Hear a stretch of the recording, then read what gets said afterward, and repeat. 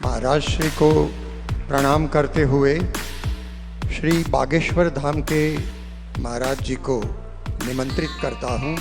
अत्यंत संक्षिप्त में अपने भाव व्यक्त करें महाराज।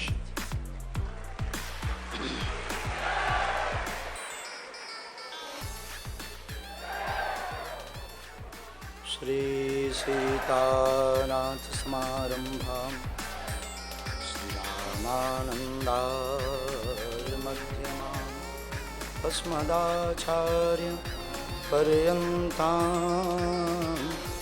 वन्दे श्रीगुरु परम्परा।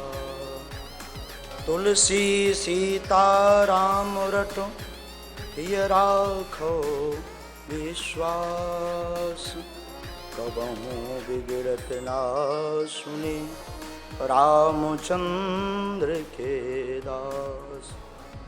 तुलसी वृक्ष न जानिए गाय न जानिए ढोर, मात पिता गुरु मानुष न जानिए यह सब हैं नंदी किशोर।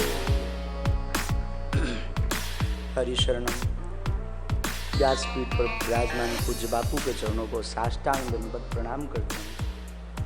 पूज्य मलुकपीठ वाले महाराज जी के चरणों को साष्टांग दंडवत प्रणाम करते हैं।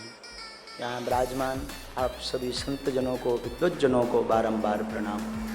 हमारे ज्येष्ठ भ्राता और भाई जैसा लाड़ देने वाले, बड़ा प्यार करने वाले, कई बार डांट भी देते, आकस्मिक मुलाकात होती है। पूज्य सदुआ बाबा जी, आपके चरणों को भी हम साष्टांग दंडवत प्रणाम करते हैं। और जितने भी विराजमान सिया राममय सब जग जानी, करो प्रणाम जोर जुगपानी। आज तो वैसे ही फंस गए जैसे सूर्य के सामने कभी कभी दीपक फंस जाता है। व्यासपीठ पर भारत के युग तुलसी कहा जाए तो अतिशयोक्ति नहीं। वर्तमान युग के तुलसी विराजमान है और सन्मुख में पूज्य महाराज श्री विराजमान है। अद्भुत संयोग है। एक तरफ राम कथा के भगवान राघव जी सरकार के, जिनके परम आराध्य हैं राघव जी सरकार, ऐसे पूज्य बापू जी विराजमान है। एक तरफ ब्रजधाम वृंदावन से पूज्य महाराज जी, बीच में ये ओरछा धाम, चित्रकूट धाम, कुछ भी मान लीजिए, ये पापी शरीर फंसा हुआ है। इन तीनों में, इन दो के बीच में, महापुरुषों के बीच में क्या बोल दें।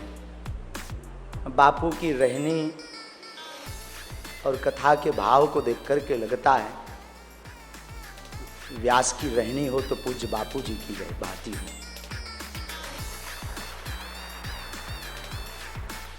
सरल शब्द में 3 अक्षर हैं, एक सा, एक रा और एक ला।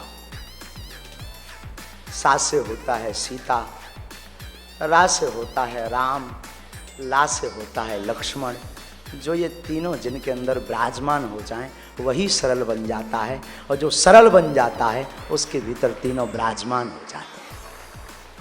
और आज बुंदेलखंड की पावन धरा, बुंदेलखंड पूज्य महाराज जी तो बता ही गए बुंदेलखंड के बारे में। बुंदेलखंड की पावन धरा में जहाँ पूज्य बापू राम कथा की भागीरथी गंगा बहा रहे हैं। स्वांता सुखाए तुलसी रघुनाथ गाथा, भाषा निविद मति मंजुल मात। पूज्यपाद गोस्वामी जी ने जब श्री रामचरितमानस की रचना की तो किसी ने पूछा कि ये रामचरितमानस किसके लिए है, आप किसको ये परोसना चाहते हैं, कौन इसे स्वीकार करेगा। गोस्वामी जी ने मुस्कुरा करके कहा, ये संसार के लिए हमारी राम कथा नहीं है, ये तो हमारे अंतःकरण के आनंद के लिए राम कथा है। अगर कोई और लेना चाहे तो हमें बुराई नहीं है, अगर कोई इसे स्वीकार करना चाहे तो हमें बुराई नहीं है।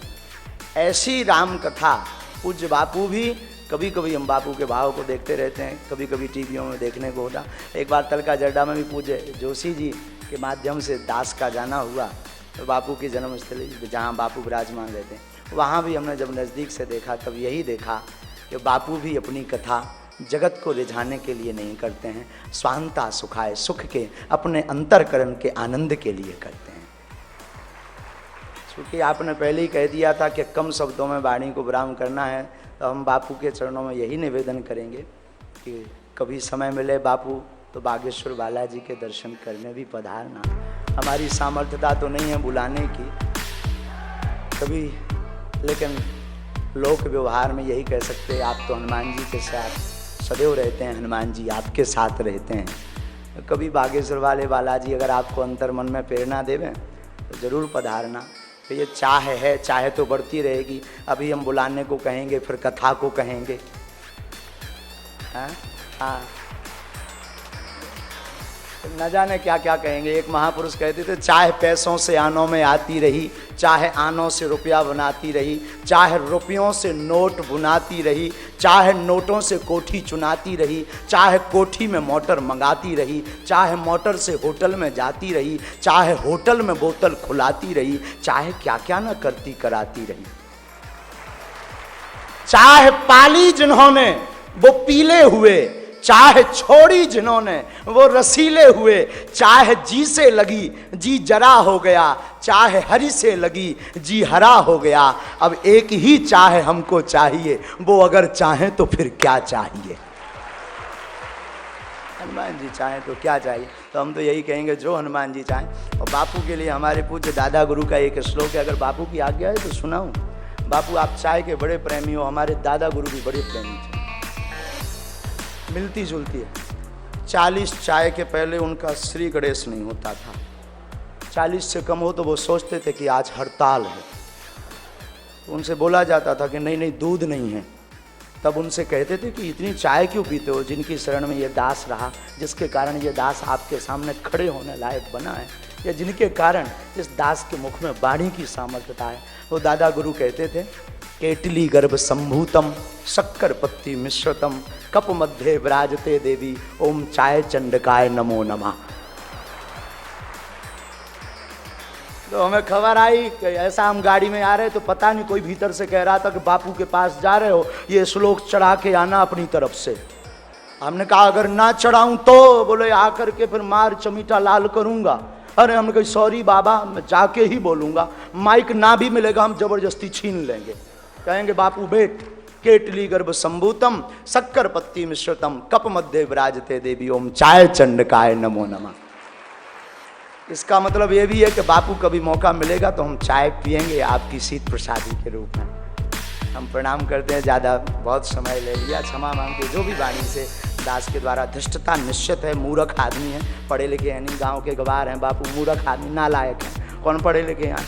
वो तो गुरु कृपा हो गई सो आपके सामने खड़े हो गए। चरणन में बारंबार प्रणाम कर रहे हैं, पूज्य महाराज जी के चरणन में बारंबार प्रणाम कर। आप सबको बागेश्वर धाम की, सन्यासी बाबा की, पूज्य बापूजी महाराज की, अपने अपने मताई बाप की। नमः पार्वती पते हर हर।